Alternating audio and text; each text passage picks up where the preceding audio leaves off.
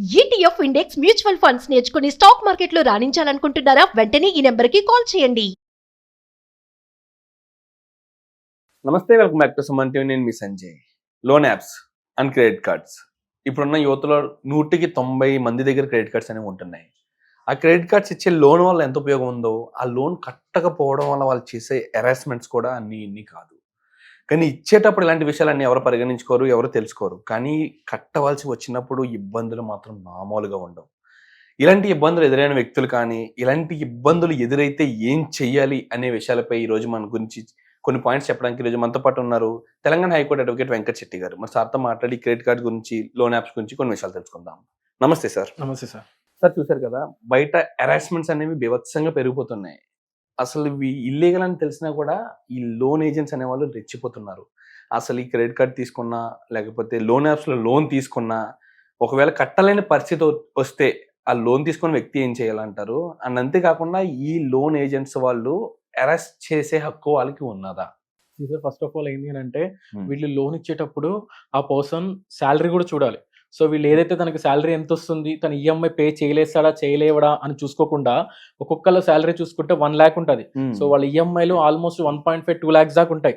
So వాళ్ళు ఎలా pay చేస్తారు, పే చేయలేస్తారా లేదా అనేది కూడా చూడాలి. బికాస్ ఎందుకనంటే, ఒక ఇన్కమ్ ఒక 1 lakh ఉంది అని అంటే, అందులో అట్లీస్ట్ ఒక 40% 50% ఈఎంఐ పే చేసేంత క్యాపబుల్ ఉన్న అమౌంట్ ని వాళ్ళు ఇవ్వాలి. సో అవేమి ఇవ్వకుండా వీళ్ళు వాళ్ళు ఎంత అమౌంట్ అడిగితే అంత అమౌంట్, లేదా ఈ మధ్యలో ఏదైతే మీడియేటర్స్ ఉంటారో ఆ మీడియేటర్స్ ద్వారా వీళ్ళు ఇంకా అమౌంట్ ఎక్కువ ఇప్పిస్తామని చెప్పి ఆశ పెట్టి వాళ్ళని వీళ్ళకి అమౌంట్ ఇప్పించడం. ఈ అమౌంట్ కూడా మాక్సిమం చాలా మంది ఎలా అంటే, కొన్ని ఫినాన్షియల్ సిచ్యువేషన్స్ వల్ల, ఏదైతే ఫ్యామిలీలో ఫినాన్షియల్ సిచ్యువేషన్స్ వల్ల కొంతమంది తీసుకుంటారు, లేదా కొంచెం హెల్త్ ఇష్యూస్ వల్ల కానీ, లేకపోతే ఇంకేమైనా ఇష్యూస్ ఉంటేనే మనం అమౌంట్ కోసం లోన్స్ అని చెప్పి, లేకపోతే బయట కానీ హ్యాండ్ లోన్స్ కానీ ఇలాంటివి ట్రై చేస్తూ ఉంటాం. సో ఇట్లాంటి సిచ్యువేషన్స్ లో వాళ్ళ అమౌంట్ ట్రై చేసేటప్పుడు కూడా వాళ్ళు ఏదైతే వాళ్ళ అవసరాలని ఆసరాగా తీసుకొని వీళ్ళ అమౌంట్ అనేది వాళ్ళకి శాంక్షన్ చేయడం జరుగుతుంది. సో ఇక్కడ ఏంది అని అంటే, మనం ఎవరికి కూడా పైసలు ఎగ్గొట్టమని చెప్పి ఎంకరేజ్ చేయట్లేదు.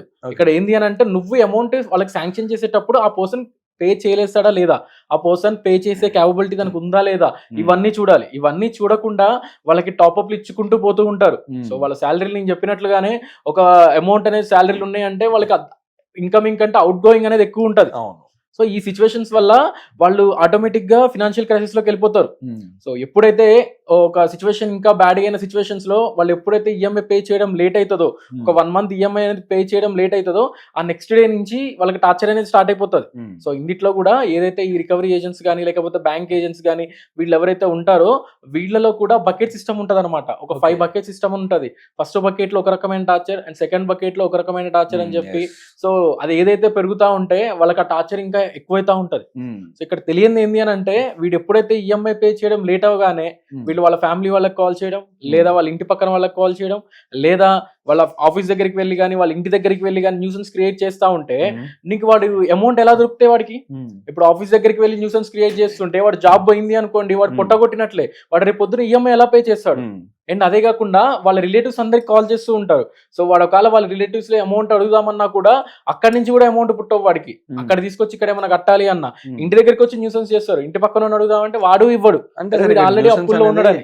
ఎగ్జాక్ట్లీ మీరు అన్నట్టు ఇక్కడ న్యూసెన్స్ అనేది కామన్ అయిపోయింది ప్రతి ఒక్కరు కూడా. లోన్ ఏజెంట్ అనేవాడు అసలు లోన్ కట్టలేని పరిస్థితిలో ఉన్నప్పుడు సంథింగ్ రాబట్టుకోవడానికి వచ్చినప్పుడు ఖచ్చితంగా కొంచెం హార్ష్గా ఉంటారు. కానీ మీరు అన్నట్టుగా కొన్ని అసాంఘిక మాటలు మాట్లాడడం, ఎదుటి వాళ్ళని నీచంగా ప్రవర్తించడం, మీరు అన్నట్టు ఆఫీస్కి వచ్చి న్యూసెన్స్ క్రియేట్ చేయడం, వీటి వల్ల పరుగుపోతుంది. ఆ రైట్స్ వాళ్ళకి ఉన్నాయంటారు నిజంగా? ఇక్కడ ఆర్బీఐ గైడ్ లైన్స్ ప్రకారం ప్రతి ఒక్క బ్యాంక్ వాళ్ళు కానీ, ఫినాన్స్ ఇన్స్టిట్యూషన్స్ కానీ, వాళ్ళందరూ కూడా రికవరీ ఏజెంట్స్ ని రిక్రూట్ చేసుకునే రైట్స్ ఉన్నాయి. బట్ ఏదైతే వాళ్ళ ఇల్లీగల్ మెథడ్స్ అనేది యూజ్ చేస్తున్నారు కదా, అట్లాంటివి వాళ్ళకి లేవన్నమాట. అట్లాంటి రైట్స్ వాళ్ళకి లేదు. అసలు ఏ రైట్స్ ఉన్నాయంటారు? ఇప్పుడు మీరు అన్నట్టుగా ఆర్బీఐ గైడ్ లైన్స్ ప్రకారం ఒక రికవరీ ఏజెంట్ ఒకవేళ ఇంటికి వెళ్తున్నప్పుడు ఐడి కార్డ్ అనేది కంపల్సరీ. అండ్ అదే కాకుండా నీకు విజిటేషన్ కాపీ అనేది కంపల్సరీ బ్యాంక్ నుంచి. అండ్ అదే కాకుండా నువ్వు వెళ్ళి అక్కడ న్యూసెన్స్ అనేది క్రియేట్ చేయకూడదు. వాళ్ళకి కాల్ చేసి వాళ్ళకి ఇంటిమేషన్ చేసి వాళ్ళ ఇంటికి వెళ్ళాలి. అది కూడా ఒక టైం అనేది ఉంది. అది కూడా ఒక కన్సర్న్ టైం అనేది ఉంటుంది. ఆ టైం ప్రకారమే నువ్వు వెళ్ళాలి. అండ్ సండే కానీ సండేస్ వెళ్ళకూడదు. సో ఇట్లాంటివి చాలా ఉన్నాయి అనమాట. సో ఇవేమి వాళ్ళు పట్టించుకోరు. సో ఓన్లీ వాళ్ళ ఇంటి దగ్గరికి వెళ్ళడం, న్యూసెన్స్ క్రియేట్ చేయడం. ఆర్బీఐ గైడ్ లైన్స్ ప్రకారం ఎక్కడా కూడా నువ్వు న్యూసెన్స్ చేయని చెప్పి ఎక్కడా లేదు. వాడి కనుక అమౌంట్ పే చేయలేడు, ఈఎంఐ పే చేయలేకపోతున్నాడు, నువ్వు వెళ్ళి అక్కడ న్యూసెన్స్ క్రియేట్ చేయని కానీ, లేకపోతే అక్కడ గలాటా క్రియేట్ చేయమని కానీ, లేకపోతే వాళ్ళని అబ్యూజివ్ లాంగ్వేజ్ తో మాట్లాడమని కానీ, వాట్సాప్ లో టెక్స్ట్లు పెట్టమని కానీ ఎక్కడా లేదు సార్. ఓకే, నువ్వు అమౌంట్ రికవరీ ప్రాసెస్ ఏదైనా కూడా లీగల్ వేలో వెళ్ళాలి. నువ్వు రికవరీ ఏజెంట్ వెళ్ళి ఒక రిక్వెస్టింగ్ అడిగి, దాని తర్వాత ఒక లీగల్ గా ఒక అడ్వకేట్ తో ఒక లీగల్ నోటీస్ అనేది ఎవరైతే లోన్ తీసుకున్నారో ఆ పర్సన్ కి బ్యాంక్ త్రూ కానీ ఫినాన్స్ ఇన్స్టిట్యూషన్ త్రూ కానీ ఒక లీగల్ నోటీస్ పంపించిన తర్వాత నువ్వు కోర్టు త్రూ రికవరీ సూట్ వేసుకోవాలి. సో ఇవన్నీ ఎవరు ఫాలో అవ్వట్లేదు. ఓన్లీ ఏంది అని అంటే వాళ్ళ ఇంటికి వెళ్ళాలా, కూర్చోవాలా, టార్చర్ పెట్టాలా. సో దీనివల్ల వాడు రేపొద్దున్న దీనివల్ల ఏమైతుందంటే ఎవరైతే హెరాస్మెంట్ ఫేస్ చేస్తున్నారో ఆ పర్సన్ వేరే వాటి మీద ఫోకస్ చేయలేడు. సో ఇప్పుడు ఏదైతే ఈ టార్చర్ వల్ల వాడు రేపు పొద్దున్న జాబ్ గినక వేరే జాబ్ చూసుకుందామన్నా జాబ్ ఉండదు, జాబ్ చూసుకోలేడు, దాని మీద ఫోకస్ చేయలేడు. సో లేదు ఒక వేరే బిజినెస్ చేద్దామన్నా అది ఫోకస్ చేయలేడు, అమౌంట్ ఎక్కడి నుంచి తీసుకొద్దామన్నా అది ఫోకస్ చేయలేడు. ఏం చేయాలంటారు ఇప్పుడు ఈ టైంలో? సొల్యూషన్ ఏంటంటారు? సో ఇక్కడ చాలా సొల్యూషన్స్ ఉన్నాయి. బికాస్ ఈ సొల్యూషన్స్ అంటూ ఎవరికి తెలియకపోవడం వల్ల చాలా మంది సూసైడ్ చేసుకోవడం జరుగుతుంది. సో మనం ఇవాళ రేపు చూసుకుంటే బెట్టింగ్ యాప్స్ లో చాలా మంది సూసైడ్ చేసుకుంటారు అంటారు. ఈ బెట్టింగ్ యాప్స్ లో నుంచి వాళ్ళకి అమౌంట్ ఎలా వస్తున్నాయి? ఈ బెట్టింగ్ యాప్స్ లో అమౌంట్ ఇన్వెస్ట్ చేయడానికి ఎలా వస్తున్నాయి? చాలా మంది యాప్ లోన్స్ అని చెప్పి ఇట్లా లోన్స్ తీసుకొని కార్డ్స్ త్రూ పే చేసిన వాళ్ళే ఉన్నారు చాలా మంది. ఇవాళ రేపు చూసుకుంటే ఒక 20 years 25 years వాళ్ళు జాబ్ కూడా ఉండదు, వాళ్ళు సూసైడ్ చేసుకున్నారు, బెట్టింగ్ యాప్స్ లో అమౌంట్ లాస్ అయిపోయి. వాళ్ళకి ఎక్కడి నుంచి వస్తాయి అమౌంట్? ఏదైతే ఈ లోన్ యాప్స్ త్రూ కానీ లేకపోతే ఇట్లా ఏదైతే క్రెడిట్ కార్డ్స్ కానీ. సో లోన్ యాప్స్ లో కూడా మనం ఏదైతే అమౌంట్ తీసుకుంటున్నప్పుడు ఎలో అని ఉంటది అనమాట. ఏదైతే టర్మ్స్ అండ్ కండిషన్స్ తర్వాత కాంటాక్ట్స్ ఎలో అని చెప్పి గ్యాలరీ ఫోటో, ఈ స్టోరేజ్ ఫోన్ లో ఉన్న స్టోరేజ్ మొత్తం వాళ్ళ దాంట్లో డేటా స్టోరేజ్ అయిపోతుంది. ఎప్పుడైతే పే చేయవో అప్పటి నుంచి వాళ్ళు నీ కాంటాక్ట్ లిస్ట్ లో అందరికి కాల్ చేయడం, అండ్ అదే కాకుండా నీ ఫొటోస్ ని మార్పింగ్ చేసి బయట పోస్ట్ చేయడం కానీ, లేదా వాడికే వాట్సాప్ చేయడం. సో ఇట్లాంటివన్నీ క్రియేట్ చేసి అండ్ సార్ వన్ థింగ్, ఇప్పుడు మనం ఏదైనా బ్యాంక్ లోన్ తీసుకుంటే దానికి నామినీ అనేది ఉంటారు. ఇప్పుడు మనం ఒక సాక్షి సంతకం అనేది ఆ బ్యాంక్ లోనే అకౌంట్ హోల్డర్ ద్వారా ఒక సాక్షి సంతకం పెట్టించి లోన్ అనేది ఇప్పిస్తూ ఉంటారు. మనం అవైలబుల్ లేనప్పుడు ఆ వ్యక్తికి కాల్ చేయడం అనేది కామన్ థింగ్. కానీ ఇక్కడ లోన్ యాప్స్ వాళ్ళు మన కాంటాక్ట్ లిస్ట్ లో ఉన్న ప్రతి ఒక్కరికి కాల్ చేసి ప్రతి ఒక్కరికి మేము లోన్ తీసుకున్నాం కట్టలేదని చెప్పేసి చేస్తుంటారు. లోన్ యాప్స్ వాళ్ళు డైరెక్ట్ గా వాళ్ళకి కాల్ చేసేసి పలానా పర్సన్ మీ నెంబర్ రిఫరెన్స్ ఇచ్చేసి లోన్ తీసేసుకున్నాడు, నువ్వు పే చేయాలని చెప్పి చాలా సిచ్యువేషన్స్ లో రూడ్ గా మాట్లాడిన కేసెస్ ఉన్నాయి చాలా వరకు. అండ్ అదే కాకుండా వీటి వల్ల వాడు అమౌంట్ ట్రై చేయాలన్నా దొరకదు. కొన్ని రూరల్ ఏరియాస్ లో అయితే డైరెక్ట్ ఇంటి దగ్గరికి వెళ్ళి మీరు ఇప్పుడు ఈఎంఐ పే చేయలేకపోతే మీకు డైరెక్ట్ పోలీసు వాళ్ళు వచ్చి మనం తీసుకెళ్తారంటారు. బట్ ఇది complete civil nature, A police person involve car. But దీని మీద ప్రాపర్ నాలెడ్జ్ లేకపోవడం వల్ల చాలా మంది ఈ భయంతో ఏదైతే వాళ్ళు హెరాస్మెంట్ చేసే టార్చర్ తో వాళ్ళ ఆ భయంతో సూసైడ్ చేసుకునే కేసెస్ కూడా చాలా ఉన్నాయి. అండ్ అదే కాకుండా కొంతమంది పిచ్చోళ్ళై రోడ్ల మీద తిరుగుతున్నారు, ఏం చేయాలో అర్థం కాక ఎవరికి కనపడకుండా ఫోన్లు స్విచ్ ఆఫ్ చేసుకొని సో భయపడుతూ తిరిగిన వాడి సిచ్యువేషన్స్ కూడా చాలా ఉన్నాయి. సో వీటన్నిటికీ ఫుల్ స్టాప్ ఏంది అని అంటే మనం అవసరమైతే నియరెస్ట్ పోలీస్ స్టేషన్ కి వెళ్ళి డైరెక్ట్ గా కంప్లైంట్ ఇవ్వచ్చు. అలానా రికవరీ ఏజెంట్స్ నా దగ్గరికి వస్తున్నారు, నేను ఈఎంఐ పే చేయలేకపోతున్నాను, నన్ను వచ్చి టార్చర్ పెడుతున్నారు అని చెప్పి కంప్లైంట్ ఇచ్చుకోవచ్చు.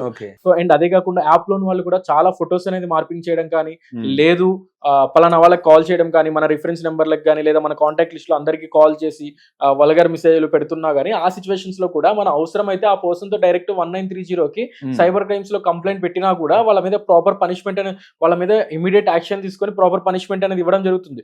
బికాస్ రీసెంట్ గా సిపి గారు డైరెక్ట్ గా చెప్పారు, తెలంగాణ సిపి గారు, ఎవరైనా ఇట్లా రికవరీ ఏజెంట్స్ ఇలా టార్చర్ పెడుతున్నా, ఫొటోస్ మార్పింగ్ చేస్తున్నా, లేదా థర్డ్ పార్టీ ఏజెంట్స్ లేదా వేరే టైప్స్ లో వాళ్ళని హెరాస్మెంట్ చేస్తుంటే, ఎవరైతే ఈ లోన్ ఇచ్చిన పర్సన్స్ ఎవరైనా హెరాస్మెంట్ చేస్తుంటే వాళ్ళ మీద ఇమీడియట్లీగా కంప్లైంట్ అనేది రేజ్ చేయండి, మీ నియరెస్ట్ పోలీస్ స్టేషన్ లో ఇమీడియట్ యాక్షన్ అనేది తీసుకుంటామని చెప్పి.